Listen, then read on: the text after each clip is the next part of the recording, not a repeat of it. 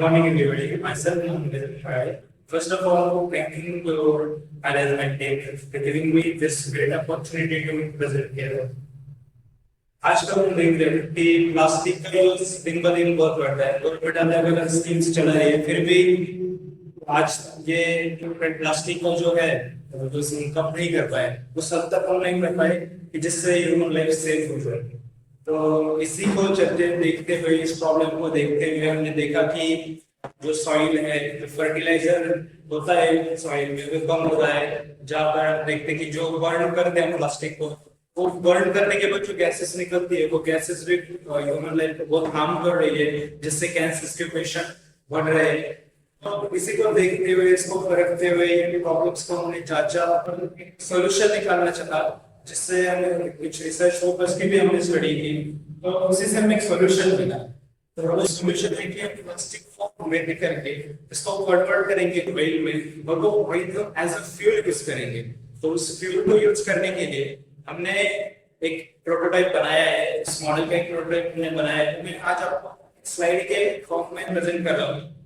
तो first of all हम देख रहे हैं कि ये जो यहाँ पे जैसे कि plastic waste decomposition causes land, air and water pollution, जिससे लैंड भी खराब हो रही है, एयर में भी जो है मॉलिक्यूल्स खराब हो रहे हैं, और जो वाटर है वो तो पोल्यूटेड हो ही रहा है। और प्लास्टिक एक ऐसा मटेरियल है जो कि 100 इयर्स तक वो डिकम्पोज नहीं हो पाता है।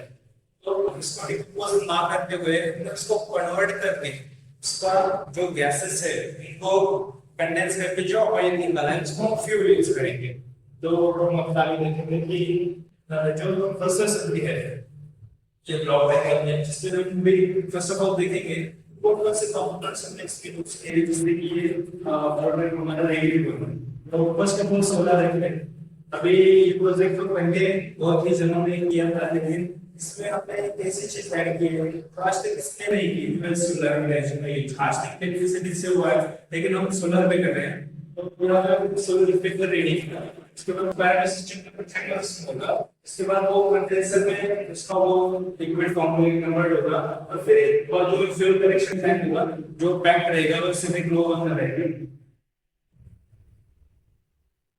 इस फ्लो चार्ट में देखें और ये से प्रोसेस स्टार्ट हो गया। जो प्लास्टिक वेस्ट के पीसेस में उसको कट करें, प्लास्टिक कट करेंगे पीसेस में। कट करने के बाद सोलर रिफ्लेक्टर की मदद से एक चेंबर में उसको हम वार्ड करेंगे, और उसका लिक्विड फॉर्म उसको मेल्ट करेंगे। मेल्ट करने के बाद उसको गैसेस निकलेगी, गैसेस सीधे कंडेंसर में जाएंगे। कंडेंसर में जाने के बाद जो वो हाइड्रोकार्बन्स है, हाइड्रोकार्बन्स जो है हम इसको कंडेंस करके लिक्विड के फॉर्म में लाएंगे। तो उस लिक्विड को कलेक्शन टैंक में, फ्यूल कलेक्शन टैंक में उसको कलेक्ट करेंगे, और उस कलेक्ट की हुई ऑयल को हम उसको fuel as a fuel use कर सकते हैं। ये हो गया हमारी पूरी प्रोसेस। अभी इसमें फ्यूचर प्लान अगर हम देखने जाए तो रिसिवर ऑपरेशन हो गया, रिसाइकलिंग यूनिट्स हो गया, और जो हम लोकल सिटीज के देखते हैं, जैसे कि सिटीज में छोटे छोटे यूनिट्स लगा के हम हर जगह से प्लास्टिक कलेक्ट करके इसको चंग उस पैरालिसिस प्रोसेस में डाल के फिर उसका फ्यूल निकालेंगे। यहाँ से क्या होगा कि जो सिटी है वो क्लीन होगी, प्लास्टिक का यूज कम हो जाएगा, फिर उससे अगर बढ़िया भी है उसको मैनेज कर पाएंगे, और जो पोल्यूशन है उसको हटा देंगे। तो ये हमारा इंडिया है। फ्यूचर्स को अगर देखें तो प्लास्टिक वर्ल्ड वाइड बहुत आता है। देखने जाए शायद से 1.5 करोड़ पर डे का जो है वेस्ट देखते हैं प्लास्टिक का होता है। तो उस प्लास्टिक वेस्ट को प्रॉपर तरीके से प्लेस करेंगे तो एक नया इनोवेशन, एक सस्टेनेबल जो फ्यूल का सोर्स है हम वो फाइंड कर सकते हैं।